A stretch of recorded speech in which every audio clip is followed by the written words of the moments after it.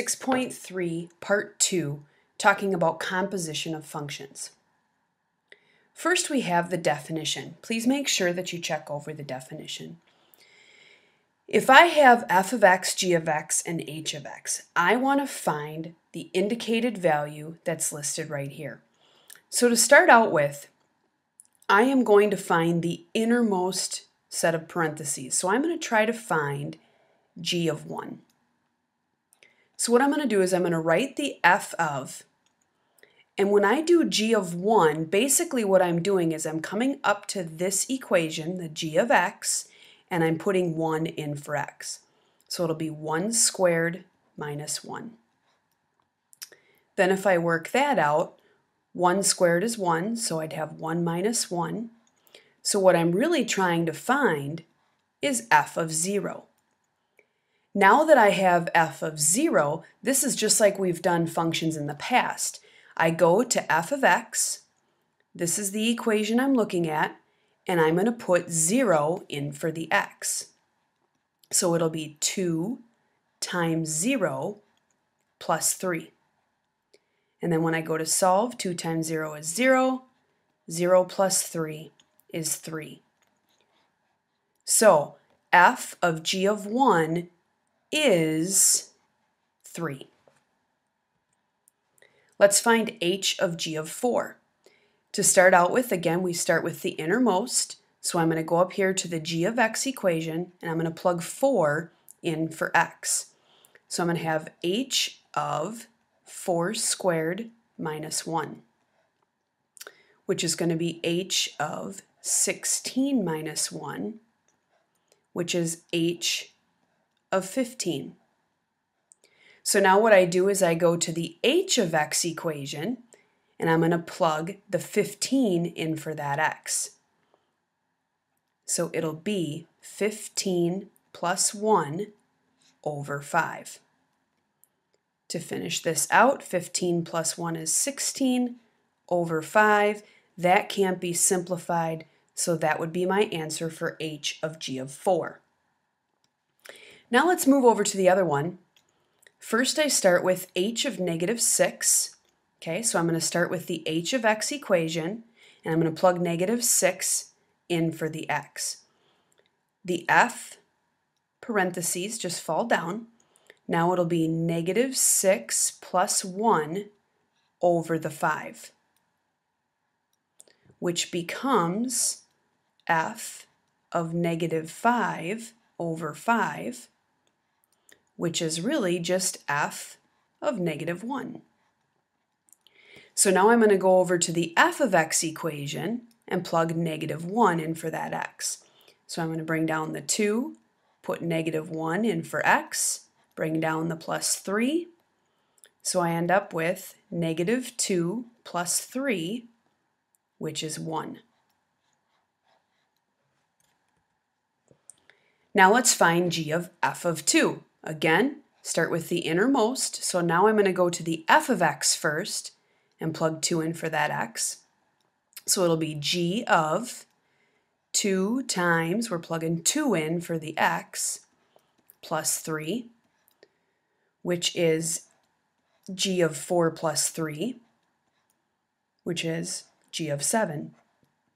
Now this tells me that I need to go up to g of x, and I'm going to plug 7 in for that x squared, that x. So it'll be 7 squared minus 1, which is 49 minus 1, which is 48. Continuing on, f of negative 3 is what I start with. So it'll be 2, make sure you bring the h of down. So it'll be 2 times negative 3. Okay, we're just up here in the f of x equation, plus 3.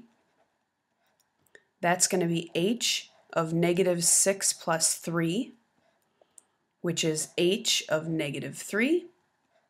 Go to the h of x equation. We're going to plug negative 3 in for x, so it'll be negative 3 plus 1 over 5, which is negative 2 over 5.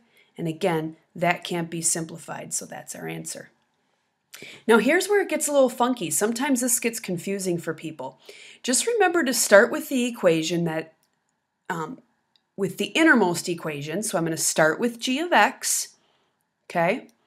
Start with g of x, so I'm just going to plug 2 in for that x. So I'm going to bring this first g down, so it'll be g of 2 squared minus 1, which is g of 4 minus 1, which is g of 3. Okay?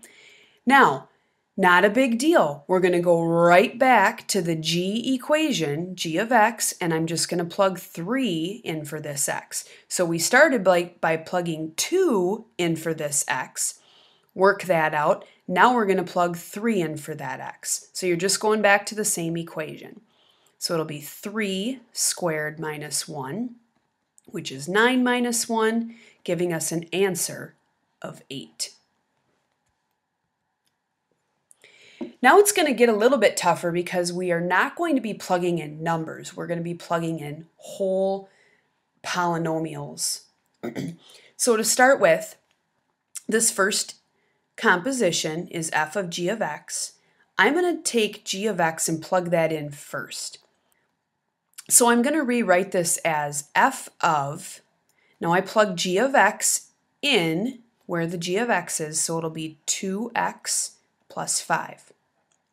Okay, now just like we did with the numbers in here, this time we're going to take this whole thing and plug it in for this x right here because this is the f of x, okay? So that's the one we're looking for. So I'm going to bring down the 2, but then I'm going to rewrite this x. I'm going to take that out, and I'm going to put 2x plus 5 in its place. And that's going to be to the negative 1. Now, since this whole thing is to the negative 1, we don't want to have a negative exponent. This 2 is like 2 to the first, so that's going to stay on the top, and the 2x plus 5 is going to go to the bottom of the fraction. So that's going to be f of g of x, simplified. Now notice it does say that we also need to state the domain. And just like we did before with adding, subtracting, multiplying, dividing polynomials, we need to do the same thing that we did there, and we need to go through each step, okay? Right here, x could be anything, okay? Because it's just x to the first, it's not on the bottom of a fraction, okay? So x could be anything right here. So for now, it's all reals. When I move to the next line, inside the parentheses, I'm still fine. But then when I go down to this step, now x is in the denominator.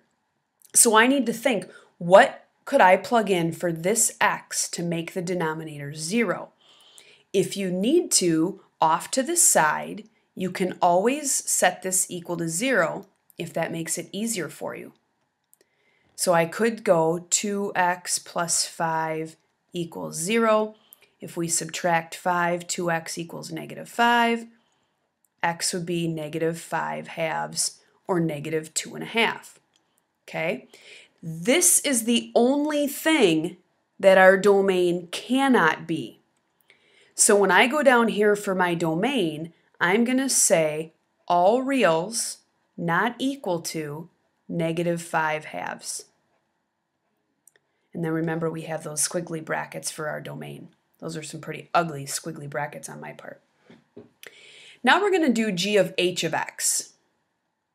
Okay, so again, to start out with, I'm going to just go to h of x, and I'm going to plug that in to start with. Okay, so I'm going to leave g of. H of x is x minus 4 over 2. Okay, and if you want to keep track of the domain as you go, right now, x could be anything because it's on the top of a fraction and it's x to the first.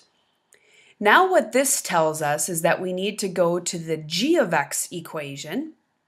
Okay, so I'm going to work with this one. I'm going to bring down the 2. I'm going to take out this x, and I'm going to put the x minus 4 over 2 in its place, but then I need to remember to bring down the plus 5. Okay, and again for domain, x could be anything. It's in the numerator and it's x to the first. Now, if I were to simplify this, notice that these 2's can actually factor out. So we could factor out those 2's, which leaves us with x minus 4 plus 5. And again, looking at domain, x is x to the first, it's in the numerator, it could be anything. So far, x is definitely all reals. Now let's combine like terms. This is going to end up being x plus 1.